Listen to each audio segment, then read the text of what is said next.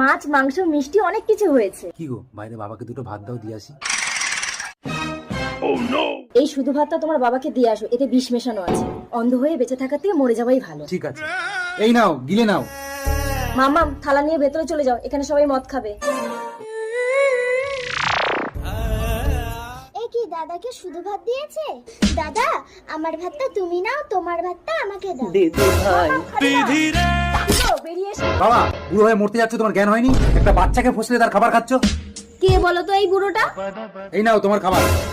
বাবা, তোমরাও বুড়ো হলে আমি তোমাদেরকেও শুধু ভাত খাওয়াবো। না বাবা, তুমি মাছ মাংসই খাও। এসব আমি খাবো না রে খোকা। ইনি তোমার বাবা? তুমি যে বললে ভিখারি, ছোট লোক। এই কেউ খাবো না, ওদের বাড়ি চল। হ্যাঁ চলো।